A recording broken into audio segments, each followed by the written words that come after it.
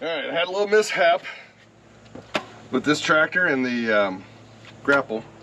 And what I found out, and I also saw it on somebody else's video, if you don't have these tied down or chained down or tied to like this bar or something to keep them from coming up, as you're grappling brush, one of these can pop up and one side will disconnect and then tweak your bar right here.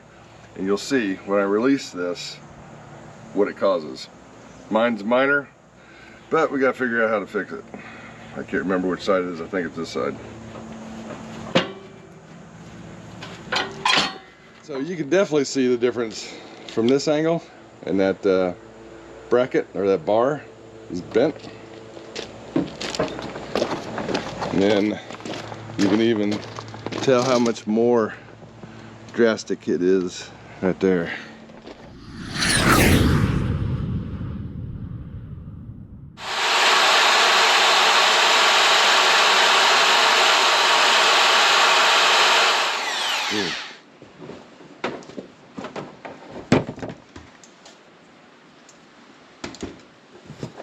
Alright, so option one is using one of these bungee strips and strapping it into the hole on this lever, wrapping it around your bar, and then hooking it into the hole on that lever. And it would keep those levers from coming up. Now, the only concern I have is, could these get popped out? Very possibly. So I am attempting option two, which is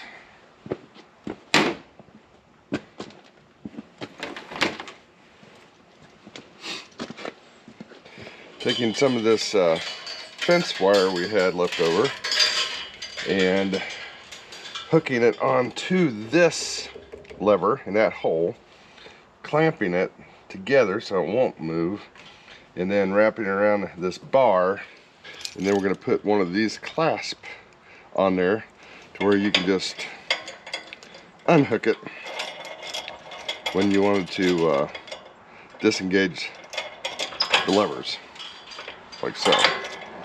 So let me put that together and see if it works first of all, and then I'll show you guys here in just a minute. Alright everybody, I got everything hooked up. Got the clip or clamp onto the end of the hole on this lever. Got the other end of the wire clamped off on this lever. Alright, so the question is, will this pop up and disconnect the attachments on the front end loader? No, it will not. It is much more safer than the bungee strap. It is much more safer than the bungee strap.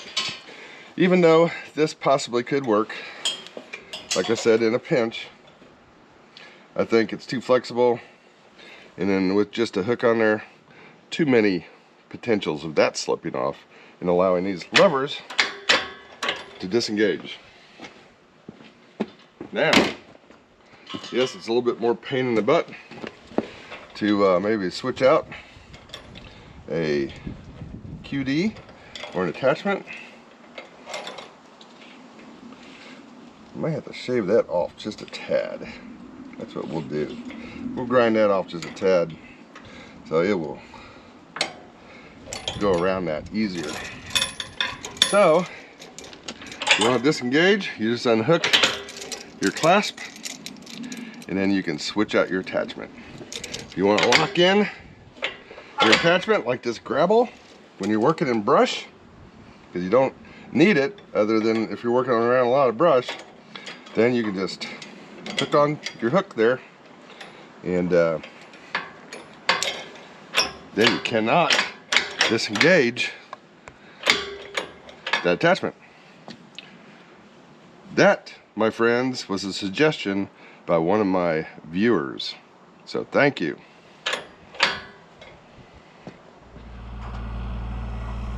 So as you can see here, when you're grappling brush, there is high potential of a stick or the brush coming up and kicking that lever up on your QA, which would cause it to disconnect from the front end loader, which is what happened, and you can see that in a previous video on I bent my front end loader and how I fixed it. But this fix suggestion from a viewer would prevent that altogether from happening. Alright, so I had a comment on a video I did a couple months ago. I bent my loader arms and how I fixed it. Well, anyway, Lonnie Charter and a viewer or somebody that viewed that video, because it happened to him before, commented and left me an idea on how he prevents those levers from coming up, which would then allow the attachment to disengage and then tweak the arm, because one side is attached still and the other side's unattached, and you're pulling away from brush, and then it just tweaks that arm. But anyway, he had commented on my video, and I'll just read it here. It said, I wish I had seen this tip before I cut my tube and welded it. And I'll show you that here in a second, because I saw that on YouTube as well as one way to repair this. Both ideas work, but this way is a lot easier. Here's a tip payback for you. Drill holes in the end of your SSQA, the quick attach handles, and add 2 pieces of chain with bolts at the handles and a snap link at one end, with the chain being long enough to go around the tube. This helps prevent the handles from popping up and releasing the attachment. If you work in the woods as much as I do, you will find this tip very useful. So Lonnie, thank you very much for that tip, and I went ahead and implemented my version of it. Sounds like yours may be a little bit user friendlier than mine, but I find that there's several different ways you can do it. So it's just, the main thing is not to impede the intention of the QAs, so that you can easily disconnect that strap or wire or chain or whatever you've got holding those two down around that bar to make it fast for the quick disconnect. So anyway, thanks Lonnie, and that tip was very useful. Let me explain a little bit more in detail what we're referring to. So these are your QA or quick attach levers that you pull up, and it allows this attachment or any other attachment to slip on these mounts here. Then when you engage them, the pins, which are spring loaded, go down and then through the bottom of the attachment that you're attaching. If, however, let's say this is not connected. All right, so let's say you didn't have this strap connected here around the bar and then to this lever, then this could pop up, and that's what happened to mine. And then what it allowed was this to kick off, this attachment, this side of the attachment to kick off, and it was just hanging there, free air, while that side was still attached. And then when I tried to pull away, it pulled the attachment away on this side and then bent this bar right here, basically. This bar is just a tube for support, and then when it caught, it twisted that bar on this side. So watch my video, I explain it a little bit more in detail.